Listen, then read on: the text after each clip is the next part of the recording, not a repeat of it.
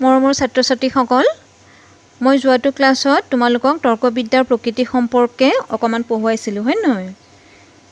যোৱাটো ক্লাছত মই কৈছিলোঁ তৰ্কবিজ্ঞান প্ৰথমতে তৰ্কবিজ্ঞান হ'ল পৰোক্ষ জ্ঞানৰ লগত জড়িত, প্ৰত্যক্ষ জ্ঞানৰ লগত জড়িত নহয়। দ্বিতীয়তে তৰ্কবিজ্ঞান আকাৰগত সত্যতা আৰু বস্তুগত সত্যতা দুয়োটা সত্যতাৰ লগত জড়িত। তৃতীয়তে তৰ্কবিজ্ঞান বিজ্ঞান আৰু কলা দুয়োটাই। এইখিনিলৈকে মই তোমালোকক যোৱাবাৰ পঢ়ালোঁ। এতিয়া আহিল চতুৰ্থটো কথা।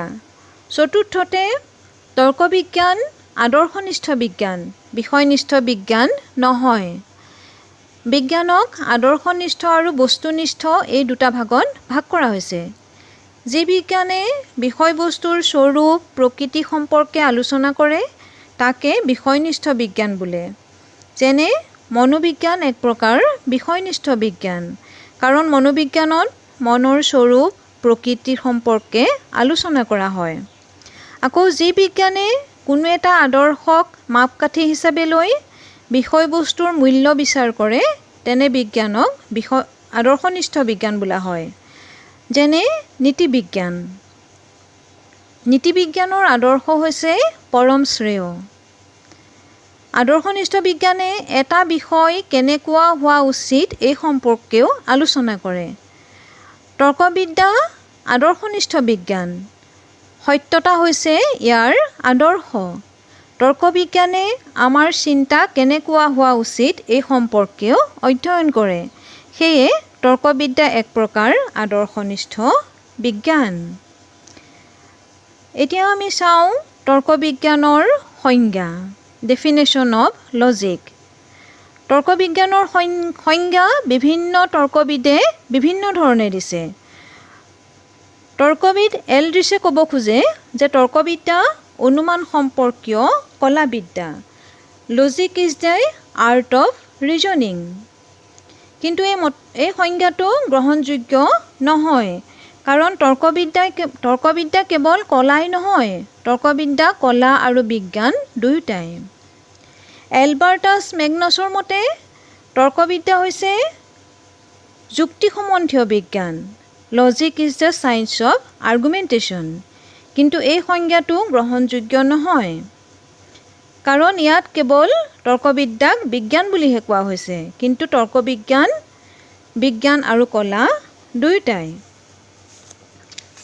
তৰ্কবিদ মিলৰ মতে তৰ্কবিজ্ঞান হ'ল সাক্ষ্যৰ বিচাৰ বা মূল্যায়নৰ অনুগত হৈ জ্ঞাত সত্যৰ পৰা অজ্ঞাত সত্যত উপনীত হোৱা প্ৰক্ৰিয়া আৰু আন সহায়কাৰী বুদ্ধিগত প্ৰক্ৰিয়া উভয়কে অন্তৰ্ভুক্ত কৰি লোৱা বোধ শক্তিৰ ক্ৰিয়াসমূহৰ বিজ্ঞান। মিলৰ এই সংজ্ঞাটোত আগমনৰ ওপৰত অধিক গুৰুত্ব দিয়া যেন লাগিলেও আন সংজ্ঞাসমূহতকৈ মিলৰ এই সংজ্ঞাটোক অধিক সন্তোষজনক বুলি গ্ৰহণ কৰা হৈছে। এতিয়া আমি চাওঁ তৰ্কবিদ্যাৰ পৰিসৰ, স্ক'প অৱ লজিক। তৰ্কবিজ্ঞান হৈছে চিন্তা সম্পৰ্কীয় বিজ্ঞান। তৰ্কবিদ্যাই ঘাইকৈ চিন্তাৰ অন্তৰ্ভুক্ত অনুমান প্ৰক্ৰিয়া সম্পৰ্কে অধ্যয়ন কৰে। গতিকে অনুমান তৰ্কবিদ্যাৰ আলোচনাৰ এক গুৰুত্বপূৰ্ণ বিষয়বস্তু। অনুমান আকৌ দুই প্ৰকাৰৰ, আগমন আৰু নিগমন।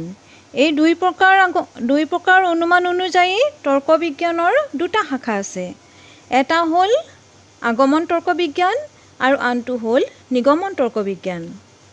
নিগমন তৰ্কবিজ্ঞান আকৌ দুই প্ৰকাৰৰ, অমাধ্যম আৰু মাধ্যম। এই সকলোবোৰ তৰ্কবিজ্ঞানৰ আলোচ্য বিষয়। তৰ্কবিজ্ঞানে কেৱল অনুমান সম্পৰ্কে আলোচনা নকৰে, অনুমানৰ আনুষংগিক বিষয়সমূহ যেনে পদ, বচন, সংজ্ঞা, শ্ৰেণীকৰণ ইত্যাদিৰো আলোচনা কৰে।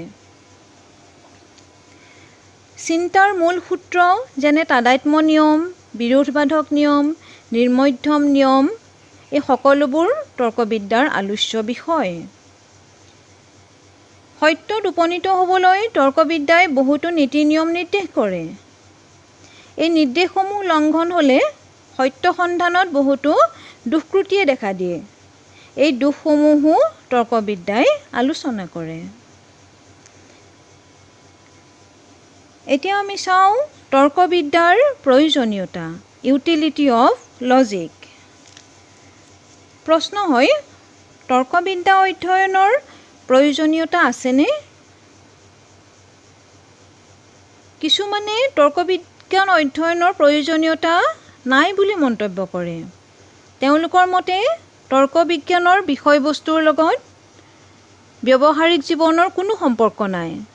তেওঁলোকে যুক্তি দৰ্শায় যে তৰ্কবিজ্ঞানে আমাক যুক্তিতৰ্ক কৰিবলৈ নিশিকায় আৰু তৰ্কবিজ্ঞান অধ্যয়ন নকৰাজনেও শুদ্ধভাৱে চিন্তা বা যুক্তি বা তৰ্ক কৰিব পাৰে।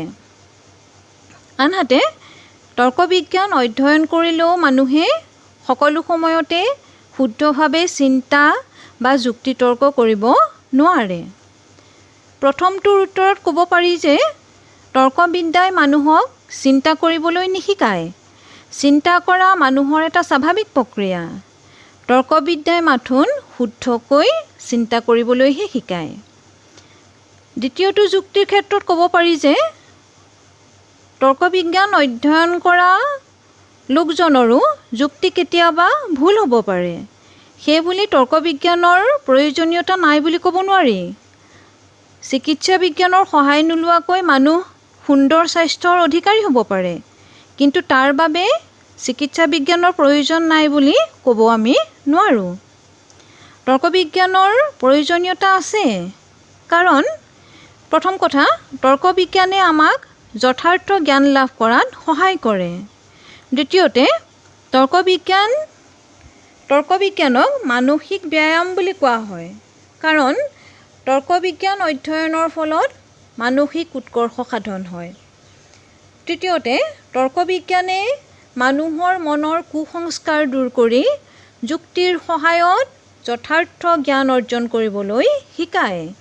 গতিকে দেখা গ'ল যে তৰ্কবিদ্যাৰ অধ্যয়নৰ যথেষ্ট প্ৰয়োজনীয়তা আছে।